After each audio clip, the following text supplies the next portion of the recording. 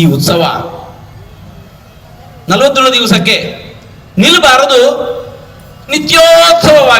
ನಿತ್ಯೋತ್ಸವವಾಗಬೇಕು. ಎಲ್ಲಿ ನಿತ್ಯೋತ್ಸವ, ನಿತ್ಯ ದಾನಂ, ನಿತ್ಯ ಶ್ರೀ, ನಿತ್ಯಶೋ ಯಶಃ. ಯಾರಿಗೆ? ಯೇಷಾಂ ಹೃದಯಸ್ಥೋ ಭಗವಾನ್ ಮಂಗಲಾಯತನೋ ಹರಿ. ಮಂದಿರದಲ್ಲಿ 42 ದಿವಸಗಳ ಕಾಲ ಉತ್ಸವ ನಡೆಯಿತು.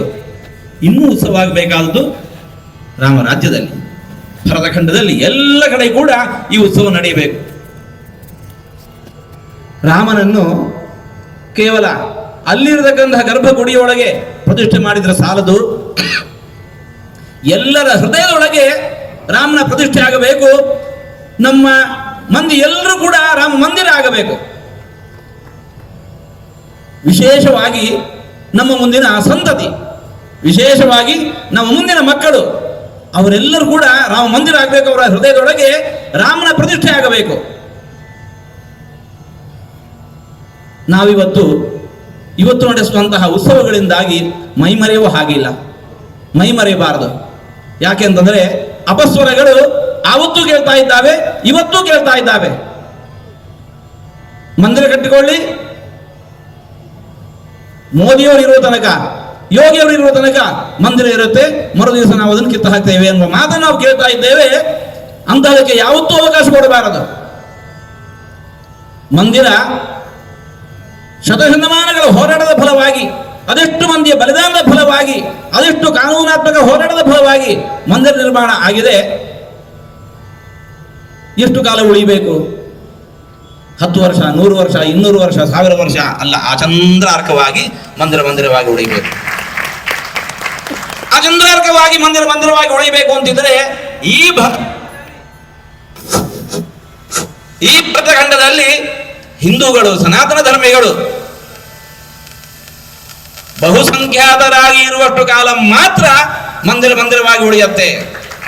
ಮಂದಿರವಾಗಿ ಆಚಂದ್ರಾರ್ಕವಾಗಿ ಉಳಿಬೇಕು ಅಂತಿದ್ರೆ ಈ ದೇಶದಲ್ಲಿ ಸನಾತನಿಗಳು, ಹಿಂದೂ ಧರ್ಮೀಯರು ಬಹುಸಂಖ್ಯಾತನಾಗಿ ಆಚಂದ್ರಾರ್ಕರಾಗಿರ್ಬೇಕಾಗತ್ತೆ. ಯಾರು? ನಾವು, ನೀವೋ? ಇಲ್ಲ, ನಮ್ಮ ಮುಂದಿನ ಸಂತತಿ ಅದು ಹಿಂದೂ ಸಂತತಿಯಾಗಿ ಉಳಿಬೇಕು. ಹಾಗೆ ಉಳಿಸುವಂತಹ ದೊಡ್ಡ ಜವಾಬ್ದಾರಿ ಅದು ನಮ್ಮ ಕೈಯಲ್ಲಿದೆ, ಅದು ನಿಮ್ಮ ಕೈಯಲ್ಲಿದೆ. ಶ್ರೀರಾಮಚಂದ್ರ ದೇವರು ಏನಂದ್ರು? ಜನನಿ ಜನ್ಮಭೂಮಿಶ್ಚ ಸ್ವರ್ಗಾದಪಿ ಗರಿಯಸಿ ಅಂತಂದ್ರು. ಜನನಿ ಜನ್ಮಭೂಮಿಶ್ಚ ಸ್ವರ್ಗಾದಪಿ ಗರಿಯಸಿ. ಈ ಜನ್ಮಭೂಮಿಯು ನಮ್ಮ ತಾಯಿ. ಇಲ್ಲಿನ ಸಂಸ್ಕೃತಿ ಆ ಜನ್ಮಭೂಮಿಯ ತಾಯಿಯ ಕೊಡುಗೆ. ನಮ್ಮ ಮಕ್ಕಳಲ್ಲಿ ಆ ಸಂಸ್ಕೃತಿಯನ್ನು ನಾವು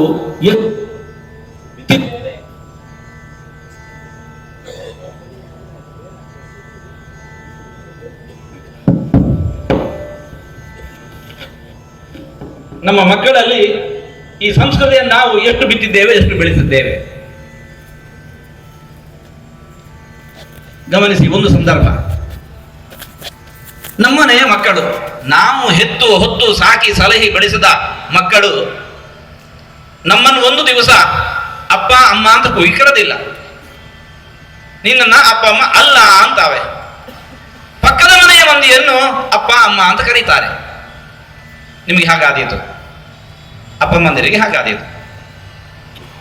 ಹೆತ್ತು ಹೊತ್ತು ಸಾಕಿ ಸಲಹಿದ ನಮ್ಮ ಮಕ್ಕಳು ನಮ್ಮನ್ನು ಅಪ್ಪ ಅಮ್ಮ ಅಂತ ಕರೆದಿಲ್ಲ, ನಮ್ಮನ್ನು ಅಪ್ಪ ಅಮ್ಮ ಅಂತ ಒಪ್ಪೋದಿಲ್ಲ. ಪಕ್ಕದ ಮನೆಯವನನ್ನು ಅಪ್ಪ ಅಮ್ಮ ಅಂತ ಕೂಗ್ತಾವೆ, ಕರೀತಾವೆ. ನಿಮಗೇನಾದೀತು? ಹಾಗಾದರೆ ಈ ಭರತ ಭೂಮಿ ಎಂಬ ತಾಯಿ, ನಮ್ಮ ಮಕ್ಕಳು ನಮ್ಮ ಸಂಸ್ಕೃತಿಯನ್ನು ಅಲ್ಲಗಳೆದು ಪರಕೀಯ ಸಂಸ್ಕೃತಿಯನ್ನು ಒಪ್ಪಿಕೊಂಡು ಮುನ್ನಡೆದರೆ ಭರತ ಭೂಮಿ ಅನ್ನುವಂತಹ ನಮ್ಮ ಭಾರತ ಮಾತೆಗೆ ಎಷ್ಟು ನೋವಾದೀತು. ನಮ್ಮ ಆಚಾರ ವಿಚಾರಗಳಿಲ್ಲ, ನಮ್ಮ ನಡೆನುಡಿ ಇಲ್ಲ, ನಮ್ಮ ವೇಷಭೂಷಣ ಇಲ್ಲ, ನಮ್ಮ ಸಂಸ್ಕೃತಿ ಮಕ್ಕಳಲ್ಲಿ ಇಲ್ಲ. ಮಕ್ಕಳಲ್ಲಿ ನಮ್ಮ ಸಂಸ್ಕೃತಿ ಉಳಿದ್ರೆ ಮಕ್ಕಳು ಸುಸಂಸ್ಕೃತರಾದಂತಹ ಹಿಂದೂ ಸಮಾಜವಾಗಿ ಉಳಿತಾರೆ. ಹಿಂದೂ ಸಮಾಜ ಉಳಿದರೆ ಮಂದಿರ ಉಳಿಯತ್ತೆ. ಅದಲ್ಲ ಅಂತ ಆದದ್ದಾದರೆ ಪಕ್ಕದ ದೇಶ, ಒಂದು ಕಾಲಕ್ಕೆ ನಮ್ಮ ಭರತಖಂಡದ ಒಂದು ಭಾಗ ಗಾಂಧಾರ ದೇಶ. ಗಾಂಧಾರ ದೇಶ ನಿನ್ನೆ ಮೊನ್ನೆ ಅಲ್ಲಿ ಏನಾಯ್ತು, ಯಾವ ಕಾಲಕ್ಕೆ ಕೆತ್ತಿದ್ದು ಗೊತ್ತಿಲ್ಲ.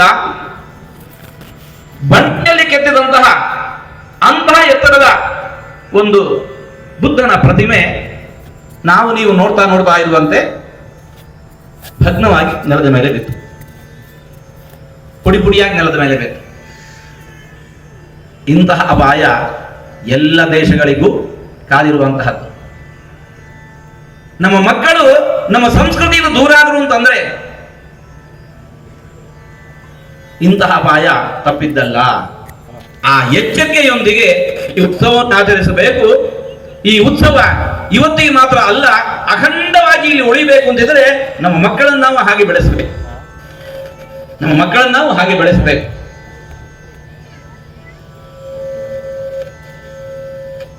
ಆಗ ಮಾತ್ರ ಮಂದಿರವಾಗಿ ಆ ಚಂದ್ರಾರ್ಕ ಉಳಿಲಿಕ್ಕೆ ಸಾಧ್ಯ. ಇದು ಒಂದೆಡೆ. ಇನ್ನೊಂದೆಡೆ ರಾಮನನ್ನು ನಾವು ಪ್ರತಿಷ್ಠೆ ಮಾಡಿ ಆಯಿತು, ರಾಮವನ್ನು ಆಚರಿಸ್ತಾ ಇದ್ದೇವೆ. ಹಾಗೆ ಬಗೆ ಬಗೆಯ ಖಾದ್ಯ, ನೈವೇದ್ಯ, ಪುಷ್ಪ, ಮಾಲೆಗಳು, ಉತ್ಸವ, ವಾದ್ಯ ಇವುಗಳಿಂದ ಗಾನ ವೈಭವದಿಂದ ದೇವರ ಉತ್ಸವವನ್ನು ಮಾಡ್ತಾ ಇದ್ದೇವೆ. ಅವಶ್ಯವಾಗಿ ಮಾಡಬೇಕು. ಆದರೆ ಅದೇ ಹೊತ್ತಿಗೆ ಯಾವತ್ತು ರಾಮನ ಪ್ರತಿಷ್ಠೆ ಆಗಿದೆ, ಇದು ರಾಮರಾಜ್ಯ ಆಯಿತು. ಆ ರಾಮರಾಜ್ಯದಲ್ಲಿ ಯಾರೋ ಕೆಲವರು ದುಃಖದಿಂದ ಇದ್ದಾರೆ ಎಂತಂದ್ರೆ ರಾಮನಿಗಿದು ಖುಷಿ ಕೊಡುವ ವಿಚಾರ ಅಲ್ಲ. ರಾಮ ಈ ಉತ್ಸವವನ್ನು ಒಪ್ಪೋದಿಲ್ಲ. ರಾಮಾಯಣವನ್ನು ತೆಗೆದು ನೋಡಿ, ಪ್ರಜೆಗಳಲ್ಲಿ ಯಾರೆಲ್ಲಾದ್ರೂ ಮನೆಯಲ್ಲಿ ದುಃಖ ಆಯಿತು ಅಂತಂದ್ರೆ, ಕಷ್ಟ ಇತ್ತು ಅಂತಂದ್ರೆ ರಾಮದೇವರು ಇದು ನನ್ನ ದುಃಖ ಅಂತ ಭಾವಿಸ್ತಾ ಇದ್ದ. ಪ್ರಜೆಗಳಲ್ಲಿ ಮನೆಯಲ್ಲಿ ಹಬ್ಬ ಆಯ್ತು, ಉತ್ಸವ ಆಯ್ತು ಅಂತಂದ್ರೆ ಅದು ತನ್ನ ಉತ್ಸವ ಅಂತ ಭಾವಿಸ್ತಾ ಇದ್ದ. ರಾಮ ರಾಜ್ಯದ ಮಂದಿ ಕಷ್ಟದಲ್ಲಿ ಬಳಲ್ತಾ ಇದ್ದಾರೆ, ದುಃಖದಲ್ಲಿದ್ದಾರೆ. ರಾಮದೇವರಿಗೆ ನಾವು ಉತ್ಸವ ಮಾಡ್ತೇವೆ ಅಂತಂದ್ರೆ ರಾಮ ಈ ಉತ್ಸವವನ್ನು ಒಪ್ಪೋದಿಲ್ಲ.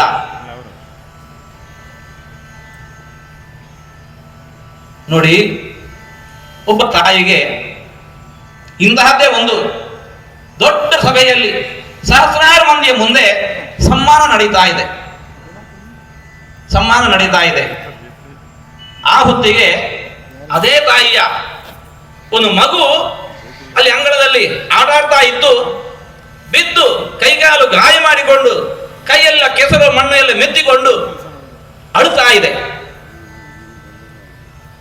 ಇಲ್ಲಿ ತಾಯಿಗೆ ಸಮ್ಮಾನ ಆಗ್ತಾ ಇದೆ, ಮಗು ಅಲ್ಲಿ ಅಳ್ತಾ ಇದೆ. ತಾಯಿಗೆ ಆ ಸಮ್ಮಾನ ಎಷ್ಟು ಆಪ್ಯಾಯಮಾನವಾದೀತು. ಅದೇ ಹೊತ್ತಿಗೆ ಯಾರೊಬ್ಬ ವ್ಯಕ್ತಿ ಬಂದ, ಆ ಮಗುವನ್ನು ಸಂತೈಸಿದ, ಆ ಮಗುವಿಗೆ ಸ್ನಾನ ಮಾಡಿಸಿದ, ಮೈಕೈಯೆಲ್ಲ ಧೂಳನ್ನೆಲ್ಲ ತೆಗೆದ, ಗಾಯವನ್ನೆಲ್ಲ ಸವರಿದ, ಸರಿಪಡಿಸಿದ. ಈಗ ತಾಯಿಗೆ ಸಂತೋಷ ಆಗತ್ತೆ. ಅದರಂತೆ ತ್ವಮೇವ ಮಾತಾದ ಪಿತಾ ತ್ವಮೇವ ಬಂಧುಶ್ಚ ಸಖಾ ತ್ವಮೇವ ಆಗಿರತಕ್ಕಂತಹ ಶ್ರೀರಾಮಚಂದ್ರನ ಉತ್ಸವ ಶ್ರೀರಾಮಚಂದ್ರನ ಸ್ವೀಕರಿಸ್ತಾನೆ ಯಾವಾಗ? ಅವನ ಮಕ್ಕಳು ಪ್ರಜಾನಾಂಚ ಹಿತೇ ರತಃ. ಪ್ರಜೆಗಳಲ್ಲಿ ದುಃಖ ಇತ್ತು ಅಂತಂದ್ರೆ ರಾಮ ಮಾತ್ರ ಈ ಉತ್ಸವವನ್ನು ಒಪ್ಪಿಕೊಳ್ಳೋದಿಲ್ಲ. ಹಾಗಾಗಿ ಇವತ್ತು ರಾಮ ಮಂದಿರದ ನಮ್ಮ ಕನಸು ನನಸಾಯಿತು. ರಾಮ ಮಂದಿರದ ಕನಸು ನನಸಾಯಿತು. ಒಬ್ಬರಿಂದ ಇಬ್ಬರಿಂದ ಅಲ್ಲ, ಎಲ್ಲರೂ ಕೈ ಜೋಡಿಸಿದ್ದರಿಂದ. ಅದರಂತೆ ಇವತ್ತು ನಮ್ಮ ಕನಸು ಅಷ್ಟಕ್ಕೆ ಸೀಮಿತವಾಗಿಲ್ಲ. ರಾಮ ರಾಜ್ಯದ ಕನಸು ಬಾಕಿ ಇದೆ. ನಾವೆಲ್ಲರೂ ಕೂಡ ರಾಮ ಮಂದಿರವನ್ನು ಕಟ್ಟಲಿಕ್ಕೆ ಹೇಗೆ ನಾವೆಲ್ಲ ಕೈ ಜೋಡಿಸಿದ್ದೇವೆ, ರಾಮ ರಾಜ್ಯದ ನಿರ್ಮಾಣದಲ್ಲಿ ಕೂಡ ನೀವೆಲ್ಲರೂ ಕೈ ಜೋಡಿಸಿದೆವು ಅಂತಂದ್ರೆ ಹೇಗೆ? ಹೀಗೆ ಯಾರು ಕಷ್ಟದಲ್ಲಿದ್ದಾರೆ, ದುಃಖದಲ್ಲಿದ್ದಾರೆ, ನಮ್ಮಿಂದ ಏನು ಸಾಧ್ಯವೋ ಹಾಗೆ ಅವರಿಗೆ ಸೇವೆ ಮಾಡೋಣ. ಸಾಮರ್ಥ್ಯ ಇರುವವರು, ಇದು ದೇವರಿಗೆ ಒಂದು ಮನೆ ಆಯಿತು, ಕಷ್ಟದಲ್ಲಿರುವವರಿಗೆ ಮನೆ ಮಾಡಿಕೊಡ್ಲಿಕ್ಕೆ ಆಗ್ಲಿಲ್ಲ ಅವನಿಗೊಂದು ಮನೆ ಕಟ್ಟಿಕೊಡೋಣ. ಬದುಕಲ್ಲಿ ಒಂದು ಬಾರಿ ಸುಮಾರು 10 ಲಕ್ಷದ ಒಳಗೆ ಒಂದು ಪುಟ್ಟ ಮನೆ ನಿರ್ಮಾಣ ಮಾಡಿಕೊಡ್ಲಿಕ್ಕೆ ಆಗತ್ತೆ, ಮಾಡಿಕೊಡೋಣ. ಅವನಿಗೆ ಹೇಳೋಣ, ಇದು ನಾನು ಕೊಟ್ಟದ್ದಲ್ಲ, ಇದು ರಾಮದೇವರ ಪ್ರಸಾದ. ರಾಮದೇವರ ಹತ್ರ ಹೋದಾಗ ನಾವು ಹೇಳೋಣ, ದೇವರೇ ನಿನ್ನ ಸೇವೆ ಈ ರೀತಿಯಾಗಿ ಒಂದು ಮಾಡಿ ಬಂದೆ, ಅದು ನಿನ್ಗೆ ಸಮರ್ಪಿತ. ಲೈಫಲ್ಲಿ ಒನ್ ಟೈಮ್ ಸಾಮರ್ಥ್ಯ ಮಾಡ್ಲಿಕ್ಕಾಗತ್ತೆ, ಇಲ್ಲ ಎಲ್ಲರೂ ಊರವರೆಲ್ಲ ಸೇರಿಕೊಂಡು ಈ ಕಾರ್ಯವನ್ನು ಮಾಡ್ಲಿಕ್ಕಾಗತ್ತೆ. ಕಳೆದ ಮಾರ್ಚ್ ಏಪ್ರಿಲ್ ಅಲ್ಲಿ ನಮ್ಮ ಉಡುಪಿಯಲ್ಲಿ ಬ್ರಹ್ಮಾವರದ ಬಳಿ ಇರುವ ಹೇರೂರು ಅನ್ನುವ ಊರಲ್ಲಿ ಹೀಗೆ ಮಳೆಗಾಲದಲ್ಲಿ ಒಂದು ಮನೆ ಬಿದ್ದು ಹೋಗಿತ್ತು. ಒಬ್ಬ ವೃದ್ಧ ಮಹಿಳೆ, ಅವಳಿಗೊಬ್ಬ ಮಗ, ಮನೆ ಇಲ್ಲ. ಊರವರೆಲ್ಲ ಸೇರಿಕೊಂಡು ಮನೆ ಕಟ್ಟಿಕೊಟ್ರು. ಕಲ್ಲಿನ ವ್ಯಾಪಾರಿ ಕಲ್ಲು ಕೊಟ್ಟ, ಮರದ ವ್ಯಾಪಾರಿ ಮರ ಕೊಟ್ಟ, ಸಿಮೆಂಟ್ನ ವ್ಯಾಪಾರಿ ಸಿಮೆಂಟ್ ಕೊಟ್ಟ, ಕಬ್ಬಣದ ವ್ಯಾಪಾರಿ ಕಬ್ಬಣ ಕೊಟ್ಟ. ಒಬ್ಬ ಬಿಲ್ಡರ್ ಬಂದು ತಾನದನ್ನು ಕಟ್ಟಿಕೊಡುವ ವ್ಯವಸ್ಥೆಯನ್ನು ತಾನು ಮಾಡಿದ. ಗೃಹ ಪ್ರವೇಶ ಸಮಯದಲ್ಲಿ ಅಡುಗೆಯವರು ಬಂದು ಇದನ್ನು ರಾಮದೇವರ ಸೇವೆ ಅಂತ ಮಾಡಿ ಹೋದರು. ಪುರೋಹಿತರು ಇವು ರಾಮದೇವರ ಸೇವೆ ಅಂತ ಬಂದು ಮಾಡಿ ಹೋದರು. ಪೆಂಡಾಲ್ ಹಾಕುವ ಇದು ರಾಮದೇವರ ಸೇವೆ ಅಂತ ಮಾಡಿ ಹೋದರು. ಊರವರು ಎಲ್ಲ ಸೇರಿಕೊಂಡು ಒಂದು ಮನೆ ನಿರ್ಮಾಣ ಮಾಡಿಕೊಟ್ರು. ಕಳೆದ ವರ್ಷ ಅದ್ರ ಉದ್ಘಾಟನೆ ನಾವೇ ಹೋಗಿದ್ವಿ.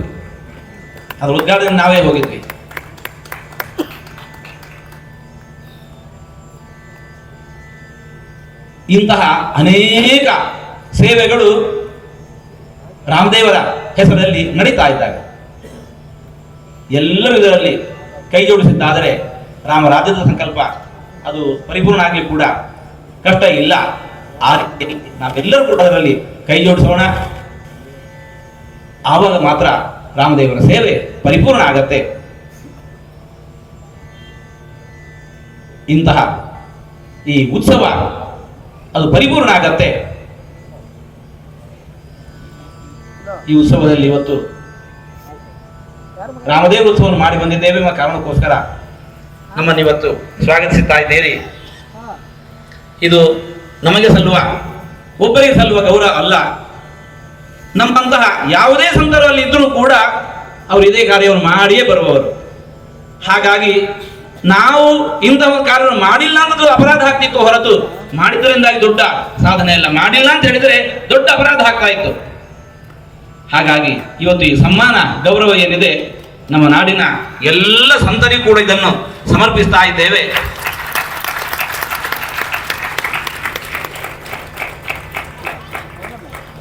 ಎಲ್ಲರಿಗೂ ಹಂಚಿದಾಗ ನಮಗುಳಿಯುವಂತಹದ್ದು ಏನಿದೆ ಅಲ್ಲ ಅದನ್ನಷ್ಟೇ ನಾವು ಸ್ವೀಕರಿಸ್ತೇವೆ.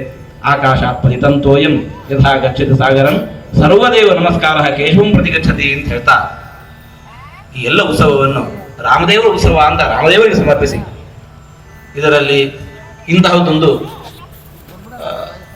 ಸಭೆಯನ್ನು, ಒಂದು ಅಭಿನಂದನಾ ಸಮಿತಿಯನ್ನು ರಚಿಸಿ ಈ ಅಭಿನಂದನಾ ಕಾರ್ಯವನ್ನು ನಡೆಸಿಕೊಟ್ಟಿರುವಂತಹ ಇವತ್ತು ಒಬ್ಬರಲ್ಲ ಇರುವರಲ್ಲ ಅನೇಕ ಮಂದಿ ಸಾಮಾಜಿಕ ಧುರೀಣರು ನೀವೆಲ್ಲ ಬಂದು ಮಾಡಿಸಿಕೊಟ್ಟಿದ್ದೀರಿ. ನಮ್ಮ ಬೇಲಿಮಠದ ಶ್ರೀಗಳವರು ನಮ್ಮ ಹಿಂದೂ ಸಮಾಜಕ್ಕೆ ಭದ್ರ ಬೇಲಿಯಾಗಿರುವವರು, ನಮ್ಮ ಗುರುಗಳ ವಿಶೇಷ ಪ್ರೀತಿ ಪಾತ್ರರು. ಹಾಗಾಗಿ ಇವತ್ತು ಅದೇ ಪ್ರೀತಿ ನಮ್ಮ ಮೇಲೂ ಅವರು ತೋರ್ತಾ ಇದ್ದಾರೆ.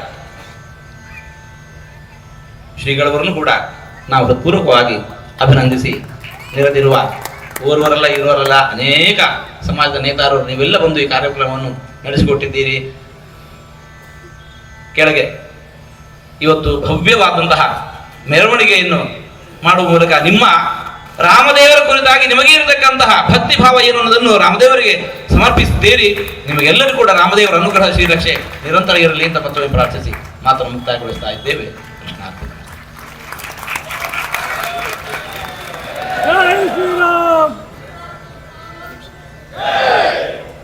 ಜೈ ಶ್ರೀರಾಮ್. ಜೋರಾಗಿ ಹೇಳಬೇಕಾಗುತ್ತೆ. ಜೈ ಶ್ರೀರಾಮ್, ಜೈ ಶ್ರೀರಾಮ್, ಜೈ ಶ್ರೀರಾಮ್.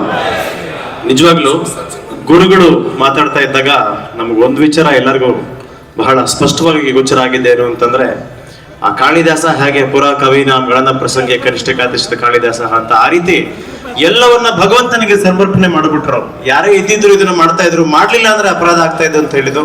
ಇಂಥ ಹಿತವಚನದ ಗುರುಗಳಿಗೆ ನಮ್ಮ ನಿಮ್ಮೆಲ್ಲರ ಪರವಾಗಿ, ಅಭಿನಂದನಾ ಸಮಿತಿಯ ಪರವಾಗಿ ನಮನ ಪೂರ್ವಕ ಧನ್ಯವಾದಗಳನ್ನ ತಿಳಿಸ್ತಾ ಇದ್ದೇನೆ. मेरा ये चैनल सब्सक्राइब करें और मेरे हर अपडेट आपको मिले, इसके लिए बेल आइकन जरूर दबाइएगा. जय भारत जननी तनुजाते, जय हे कर्नाटका माते. ಎಲ್ಲಾದರೂ ಇರು, ಎಂತಾದರೂ ಇರು.